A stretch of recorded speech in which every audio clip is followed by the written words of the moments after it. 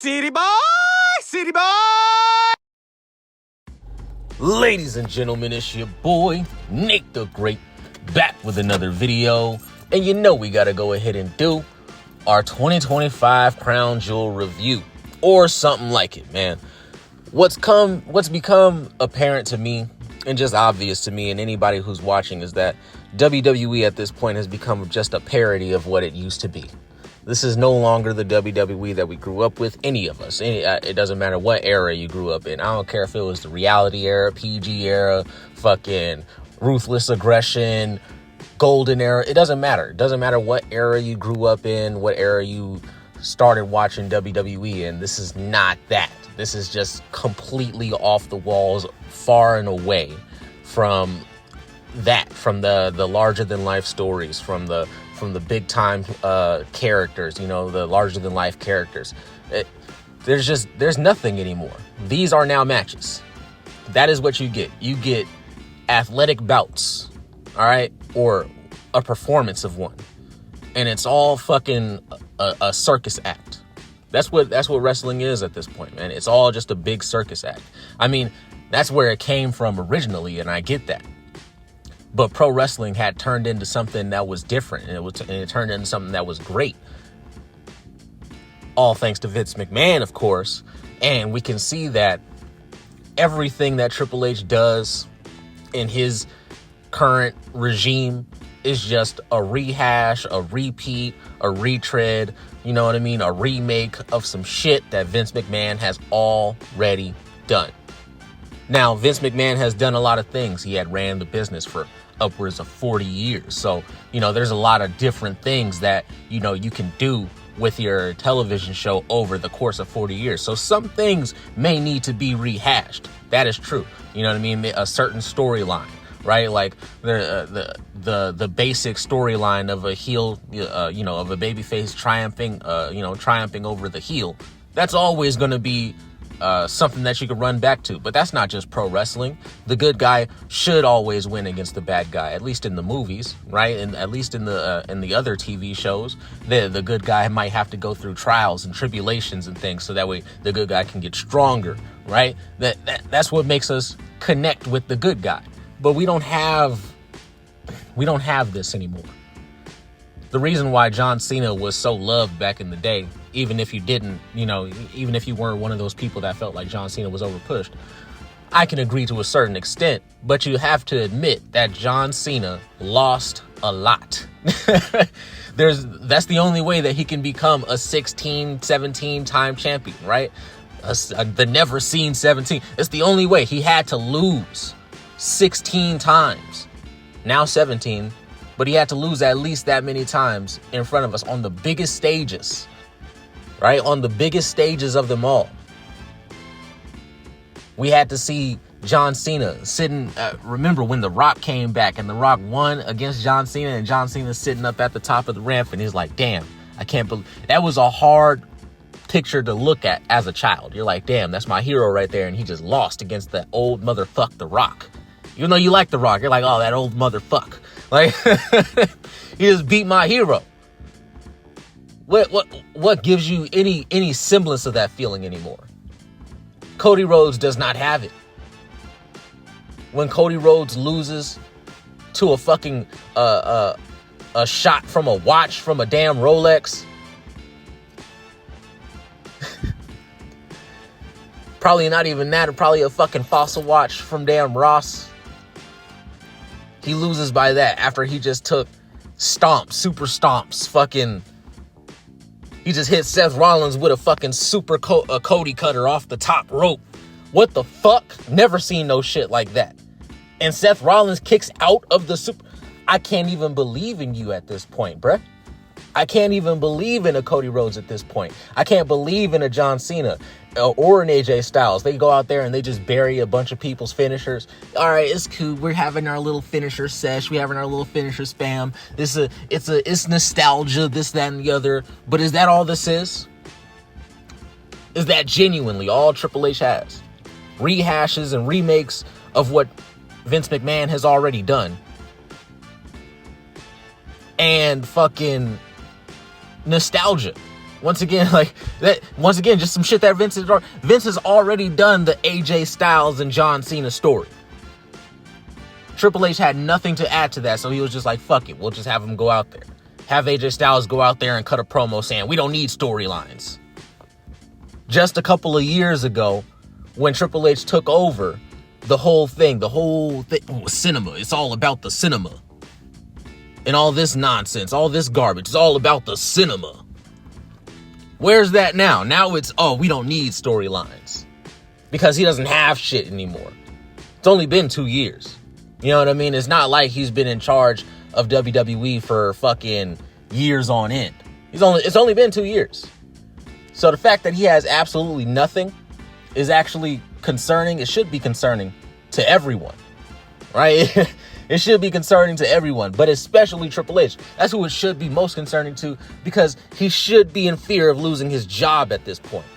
But I don't think that he is. Personally, I don't think Triple H is in fear of losing his job. I think Triple H is content, is happy, and is fine in his position. He feels like his position is protected because when they bought the business, when TKO, Silver Lake, whoever the fuck, when they bought the business, Triple H came along with that. He was attached to Vince. So they're like, we don't really know if we can shake it up like that. Like, no, we shake it the fuck up. Get him the fuck out. Pack him up. Pack him up. Triple H is garbage. And everyone is turning on him at this point. We recently almost dipped below 1 million. And let me tell you something, Triple H. Let me tell you something, TKO, WWE. If you just had a week where you hit 1.3 million or 1.03 million, let me get that correct, motherfucker. Only 30,000 away from that million mark. 31,000 from that 900, that 999 mark, man. That's it. Only 30,001, really. From under a million. Approximately, you know what I mean? Because it's not exact, but, approximately. That's where we're at. That's where Triple H has led the WWE. At least in the last couple of years, you could say, on Fox, they were hitting 2.7, 2.9. Never hit that 3 million, really, but, the 2.7s, the 2.9s, still ass, especially for prime time on a Friday night on fucking Fox. But, hey, you know what I mean? It was still something. Almost 2 million full viewers off of Fox, or from Fox to now on USA, where they're at 1 million. Same with Raw. Started off at 6.9. Just hit a 2.3 again. How do you do this? How are you this bad at your job and you still have it?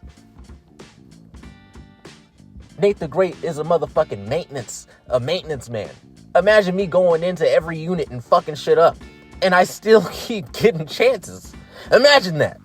Imagine I go into your unit, your sink is leaking, I fuck it up even more, and I continuously come back to fuck it up even more. And 6 months down the line, I still have my job, and 6 months down the line, I'm still fucking up. You wouldn't want to live there anymore at the property that I'm working at or whatever. You wouldn't want to do that. So why is it not the same here? Why is the logic not applied the same here? I'm dumbfounded. I'm flabbergasted. Wasted my damn time on this show so I can see triple fraud goon out over fucking Stephanie. Like, I'm trying to go face to face, nose to nose, forehead to forehead with Stephanie Vaquera. I don't want to see fucking this bald fuck. This son of a bitch. I don't want to see him fucking gooning all up on my girl. Touching all up on her ass. Turn around for me, baby. Turn around. Let me put this title on you. Let me. I just want to tell you how spectacular you are, how great you are. I'm trying to say that to Stephanie Vaquera. I gotta watch Triple Goon do it? Nah, man. It would be one thing if you actually gave me a good show. It would be one thing if this was a part of a storyline, but it's not. It's just you being a fucking creep. Just you being a weirdo. That's all it is.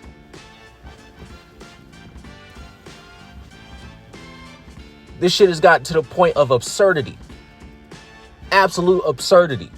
What am I supposed to get out of the Roman Reigns and Bronson Reed match? Okay, we're rehashing the bloodline thing again. We've been doing that. Triple H has not stopped rehashing the bloodline thing. He has not stopped it. The bloodline has continued to go on, or at least remnants of the story, with Solo Sikoa over there on SmackDown, and he's brought the bloodline over to Raw, so that way he has 2 anchor storylines on Raw and 1 anchor storyline on SmackDown of, Solo Sikoa and his whole bloodline shtick. Those are his anchor story, with Judgment Day on the Raw as well. Those are Triple H's anchor storylines, and I got nothing out of this match with Bronson Reed and Roman Reigns besides the fact that Roman Reigns, once again, buried, right? Roman Reigns, the guy who was just champion for 5 years, right? 1,600 some odd days, 13, or however fucking long it was, 1,300, 1,600, however long it was. Champion for a long ass time. It took everything to beat that man. The Undertaker had to come out. John Cena had to come out. 2 Hall of Fame GOATs had to come out and help Cody Rhodes defeat Roman Reigns, and now he's losing to Bronson Reed? Off the distraction from Jey Uso? Didn't we already do this shit before? Haven't we already done this exact same concept before? Yes, we have. That is the answer to that question. So forgive me for not being fucking, the match was, no, I don't give a fuck about the match. You haven't done a good enough job to make me care about this match. Stephanie Vaquer and Tiffany Stratton, what am I supposed to glean from this match besides the fact that, Stephanie Vaquer is next one up? You're done with the Tiffany Stratton experiment? At least her being the one that's on top. So what? You haven't done anything with her. You've done nothing with her. Nothing entertaining. No actual storylines. It's just been a bunch of matches. Basically just her and Nia Jax rehashing their little beef that they had from the Money in the Bank shit, which was also retarded. How am I supposed to feel about this? Kabukis versus fucking Rhea and Io. I don't care. This is a pre-show match at best. A house match at best. That's what these matches are. And it's garbage. Just a bunch of flippy doos and dives and shit. I don't care, with tassels flying all over the place. I'm done. I'm done. What the fuck, man? Cody Rhodes versus Seth, finisher spam. Same with fucking John Cena and AJ Styles, finisher spam. What am I getting out of these matches? What stories are they pushing forward? Seth Rollins' whole storyline right now, what he's going through with Paul Heyman and them, it really does not make any sense at all. But we can get into that into a whole separate video, which I will be dropping here soon. But this show was ass, man. And ESPN might give this, a slightly higher grade just because John Cena won his match and it was nostalgia and all this shit. But me personally, I'm not giving this shit anything over a fucking 1 out of 10. I can't give it anything over that. I would be the only good thing about this show is the fact that John Cena was on the show and that he won. His match sucked. Cody Rhodes versus Seth Rollins sucked. Bronson Reed versus Roman Reigns sucked. The Kabukis versus Rhea and Io sucked. Steph versus Tiffany sucked. All of these matches sucked, and all of them are leading nowhere. That's your quote-unquote review of 2025 Crown Stool. All right? If you could even call it a review, it was more of a rant. But that's what this show evoked out of me. That's what this show evoked out of me. I don't care. You know what I mean? I don't care. That's why I've been gone, because I'm watching these shows, and what am I going to talk about? You know what I mean? What am I going to say different this week than I said last week? Oh, the 50-50 booking? You know what I'm saying? Oh, the larger than life characters, the storylines. What am I going to say that I haven't said already? And the problems just keep getting worse. They're not getting any better.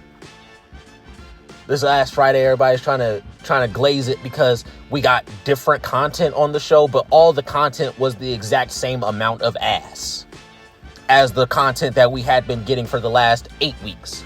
We got to see new faces, but all the faces that we saw, they're all doing the same shit that everybody else has been doing. Punk ass backstage promos, right? Little segments. We get brawls backstage. Oh, well, things are getting a little dry. Let me start putting in some more pull 'em apart brawls. I'm not excited. I'm not. I won't be gaslit into believing that this shit is getting better or on the way to getting better. Let me know what y'all thought of this show down in the comments below. Like and subscribe if you want to hear some more. I do have some more videos coming out. And this has been your boy, Nate the Great, back with another video. I'll see you in the next one. Peace.